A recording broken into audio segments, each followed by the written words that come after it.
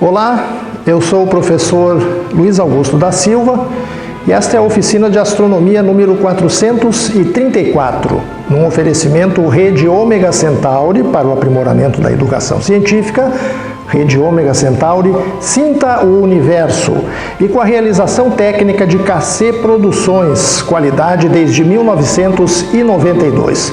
Nas câmeras hoje, como sempre, o nosso capitão Kirk, Tiago Basso. E o nosso assunto de hoje é os 100 anos do eclipse de Sobral. Para quem não sabe, Sobral é uma pequena cidade do interior do Ceará. Fica a mais ou menos 230 quilômetros da capital, Fortaleza. E lá, aos 29 de maio de 1919, aconteceu um eclipse solar total. Esse eclipse, em particular, entrou para a história, porque ele ajudou a comprovar a teoria da relatividade, que tinha sido publicada anos antes pelo famosíssimo Albert Einstein. Bom, como é que tudo isso aconteceu? Na verdade, a gente tem que fazer uma retrospectiva histórica e recuarmos até o ano de 1783. Naquele ano, um astrônomo e reverendo inglês, chamado John Michell, propôs que a luz devia ser atraída por um campo gravitacional, já que ela era constituída de partículas. Na época, vigorava a noção de que a luz era de natureza corpuscular. A luz era composta de partículas. Uma tese que era defendida pelo Isaac Newton, em contraposição à ideia da natureza ondulatória da luz, que tinha sido proposta pelo contemporâneo de Newton, o Christian Huygens, que era holandês. Mas é aquilo, né, minha gente? Newton era Newton, Huygens era Huygens. Além disso, Newton era inglês e Huygens holandês. Portanto, a luz tinha que ser corpuscular. É uma curiosidade, o John Michell foi também o primeiro a falar na possibilidade de buracos negros. Embora nunca tenha usado essa expressão, ele sugeriu que deveriam existir estrelas cujo campo gravitacional era tão intenso que acabaria aprisionando a luz emitida por essa estrela. Essa ideia depois ficou esquecida durante muito tempo. Eis uma gravura desse cidadão. Em seguida, o próximo que fala de uma possível interação entre a luz e a gravidade é o Pierre Simon de Laplace, que tinha um grande renome como filósofo, como cientista natural. Inspirando-se no trabalho e nas ideias dele, um astrônomo alemão chamado Johann von Soldner calculou, no ano de 1801, que um raio luminoso que tangenciasse a borda do disco do Sol seria influenciado pela gravidade do Sol e apresentaria uma deflexão de cerca de 0,875 segundos de arco. Uma circunferência, para quem não sabe, né, ou para quem não lembra, tem 360 graus. 1 grau tem 60 minutos de arco. E 1 minuto de arco tem 60 segundos de arco. Portanto, vejam que esse ângulo de 0,8 segundos de arco, 0,9 segundos de arco aproximadamente, é um ângulo muito pequeno. E, na verdade, não estava ao alcance da precisão dos telescópios que existiam naquela época. Esse era o von Soldner e, basicamente, retoma as ideias do John Michell. Ele publicou o seu trabalho em 1803, mas acabou caindo no esquecimento, até porque, como eu já disse, os telescópios disponíveis na época não tinham a precisão suficiente para medir um ângulo daquela grandeza, e também porque, na época, lembrem-se que em 1801 foi realizada a experiência que demonstrou a interferência da luz pelo Thomas Young, então começava a ganhar credibilidade a ideia de que a luz teria uma natureza ondulatória, e sendo assim, a ideia de falar em um desvio parece que não se encaixava bem com essa concepção. Então o trabalho do Soldner foi esquecido e depois vai ser reelaborado de forma independente pelo Albert Einstein, que sugere, mais precisamente em 1907, e depois ele retoma isso na teoria da relatividade geral, em 1915, 1916, Einstein sugere que a luz possa ser desviada pela presença de uma massa, que gera um campo gravitacional, e que esse desvio poderia talvez ser medido comparando-se posições de estrelas vistas próximas do Sol na ocasião de um eclipse total.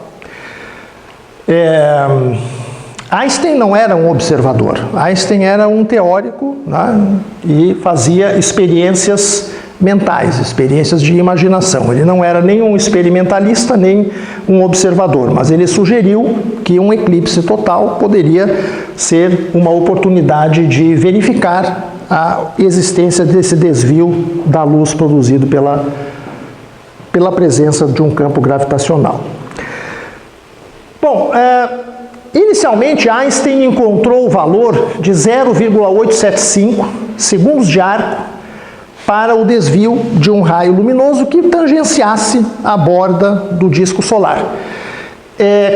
E esse valor é precisamente o valor que havia sido encontrado, cerca de 100 anos antes, pelo Johann von Soldner. Basicamente fizeram a mesma coisa. Tá?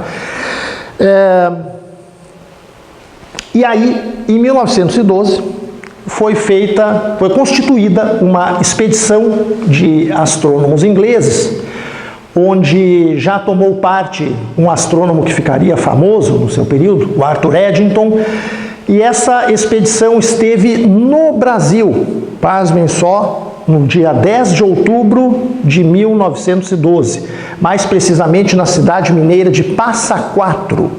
Conhecem a cidade mineira de Passa Quatro? Eu já passei lá e muita gente já passou, com certeza. E essa cidade, né, é uma cidade pequena do interior de Minas, né, sediou uma expedição inglesa para ver esse eclipse em outubro de 1912. Mas a expedição foi um fracasso, porque choveu copiosamente no dia desse eclipse. E os astrônomos retornaram para a Inglaterra de mãos vazias. Esse é o Arthur Eddington, já numa fase mais sênior, digamos. Bom, em 1914, um outro cientista chamado Erwin Freundlich organizou uma expedição para a Rússia para observar o eclipse solar total de 21 de agosto daquele ano. Mas a sorte também não estava com eles, porque justamente no princípio de agosto de 1914 teve início a Primeira Guerra Mundial e o Freundlich e os seus colegas foram presos, os equipamentos e os telescópios foram confiscados e não foi possível observar o eclipse.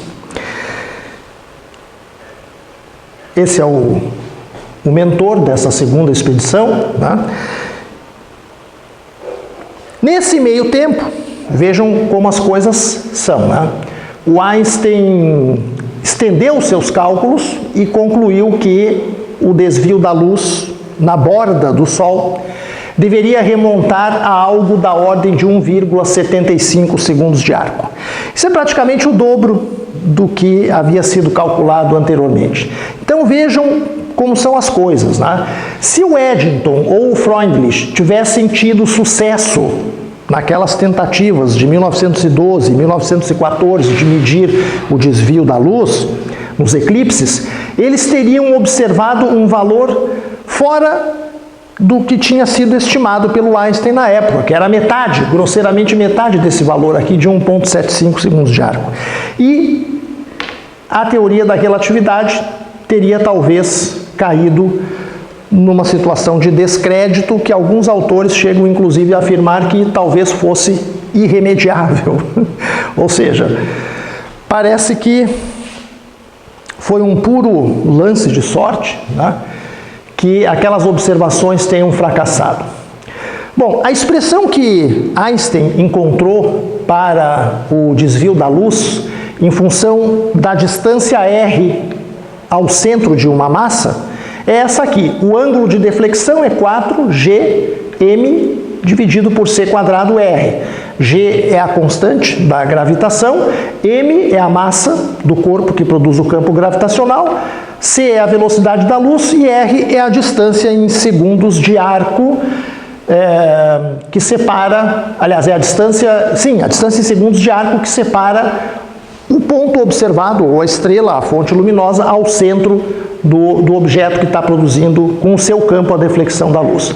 Tomando aqui para R o valor do raio do Sol, que dá cerca de 1/4 de grau, né, já que o diâmetro é meio grau, nós vamos achar um ângulo alfa de 1,75 segundos de arco. Tá? Daí que vem o valor que tinha sido determinado para a borda do Sol. Obviamente, se o valor de R aumenta, o valor de alfa vai diminuindo.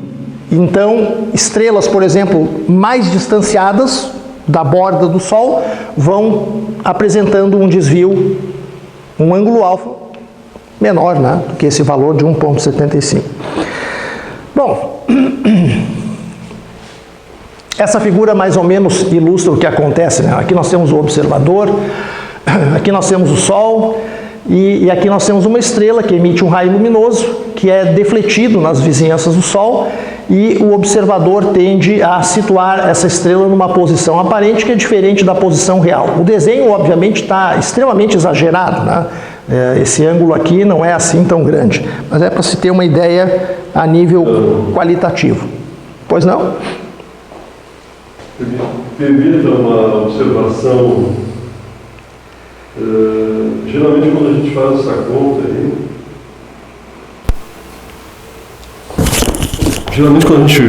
conta aí, se coloca o observador no Sol. Só que ele não vai ficar queimado, não precisamos nos preocupar. É um observador fictício. Esse observador, ele observa metade do ângulo do que é aquele que vai ser observado na Terra. Esse aqui, né? Esse ângulo aí é o dobro. Uhum. O φ acaba ficando o dobro do que é o ângulo que seria observado se o observador estivesse no Sol. Sim. Porque defleta assim e depois para baixo. Uhum. Esse é um detalhe importante, né? É por isso que eu estou... Perfeito. Né? Geralmente quando a gente faz essa conta... Professor Delcio Basso, professor emérito do Instituto de Física da PUC no Rio Grande do Sul, Porto Alegre, presente aqui na plateia hoje, assistindo à oficina. Bom, o eclipse de Sobral, 29 de maio de 1919. O Eddington não teve sucesso em 1912, lá em Passa Quatro, mas não desistiu da ideia de verificar a teoria do desvio da luz. Por isso ele sugeriu ao então astrônomo real da Inglaterra, o Frank Dyson, que fosse organizada uma outra excursão, uma outra expedição para o eclipse de 29 de maio de 1919. Nesse eclipse, a oportunidade seria boa porque o Sol estaria aparentemente perto do aglomerado estelar das Íades, que fica na constelação de Touro. Então havia várias estrelas razoavelmente brilhantes na proximidade do Sol que poderiam ser fotografadas facilmente durante o período de escuridão da totalidade do eclipse. Tá? Outro aspecto positivo é que a totalidade desse eclipse seria de até 6 minutos, um período de tempo bastante grande. Normalmente as totalidades não excedem 7 minutos e um valor de 6 minutos já é relativamente raro. Então essa era uma oportunidade que se afigurava como muito favorável para o pessoal verificar esse desvio da luz. Nós temos aqui um mapa mundi que mostra a faixa de visibilidade desse eclipse, começando aqui ao nascer do sol na costa da América do Sul, aqui no Pacífico, atravessando aqui o Brasil. Sobral é mais ou menos por aqui, né, no estado do Ceará. Depois cruzando o Oceano Atlântico, entrando aqui na África e terminando lá pertinho de Madagascar, na costa leste do continente africano, ao pôr do sol. Foram feitas duas expedições, uma aqui para Sobral e a outra aqui para Ilha Príncipe, perto do litoral da África. Tá?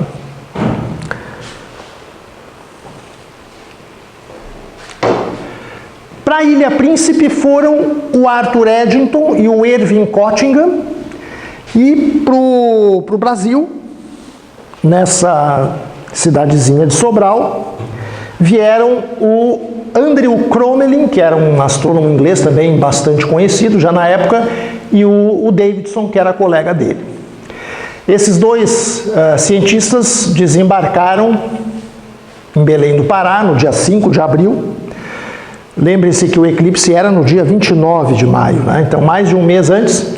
E ao desembarcarem lá em Belém, foram informados que lá na cidade de Sobral ainda não havia sido feito nenhum preparativo para a observação do eclipse. Aí o que eles decidem fazer? Decidem seguir viagem até Manaus e aproveitam para fazer um turismo pela região amazônica. Retornam em 24 de abril para Belém e daí seguem para a cidade de Camocim e de lá vão de trem até Sobral.